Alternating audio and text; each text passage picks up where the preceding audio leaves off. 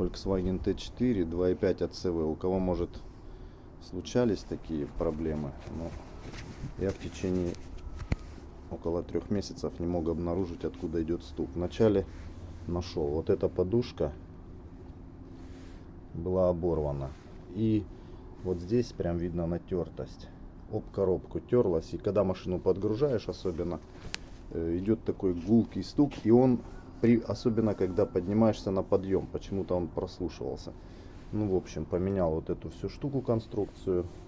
Стук уменьшился, но глухой стук остался. Потом добрался до вот этой подушки. Думаю, почему стучит. Вот здесь обрыв. Но это я уже тут резинок напихал. Не помогло. То есть мотор стал работать жестко. Вот эта штука уже работает, ну, очень туго. Ну, оригинал, видимо, еще стоит подушка. Сама подушка целая.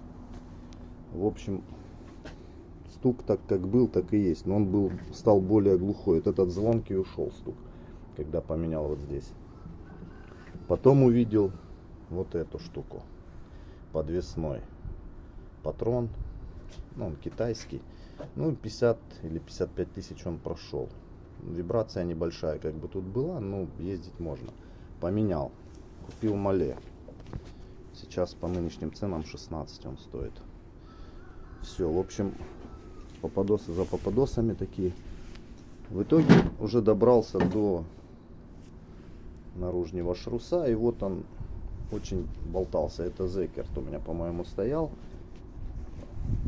Где-то на 80 тысячах он начал вот это при подъеме вот такой тоже характерный глухой стук. И при наборе именно, когда набираешь, неважно, 3-я скорость, 5-я, при 110 идешь, он постоянный такой сопровождает глухой тебя стук, где-то так вдалеке.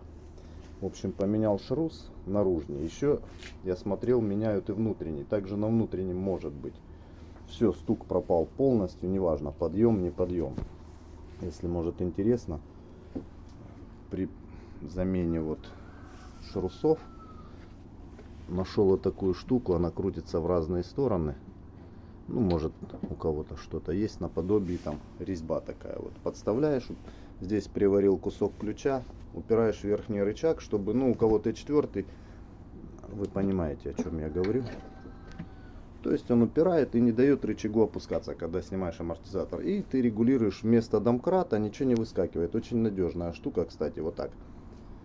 Раскрепляешь и все. По поводу шрусов, сейчас цены на них тоже дороговатые после этих санкций и прочего.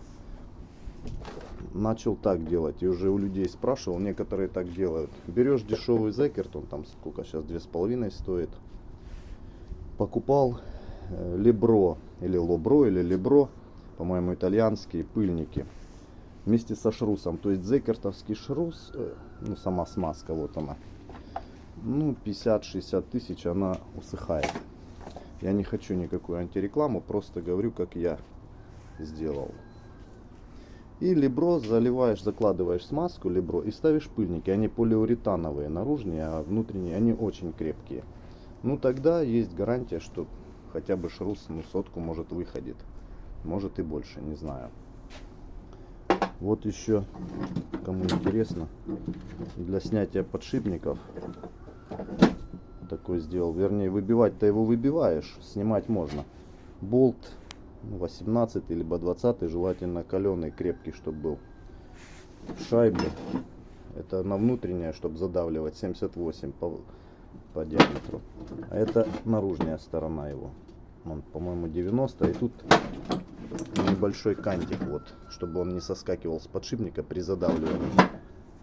Ну, а это ставишь снаружи втулки. Ну, кто делает, тот понимает. Вот, и крутишь его, и задавливаешь подшипник. Очень, как бы, эффективно. А на Т4 они все 4 одинаковые. То есть для всего Т4 вот это вот съемник сделал вот здесь примерно около 20 сантиметров болт. Труба 90, по-моему, в металлоломе где-то нашел там. Ну, в общем, это тут нужен ток хороший выточить. Ну, здесь 10 или 12, чем толще, тем, наверное, лучше.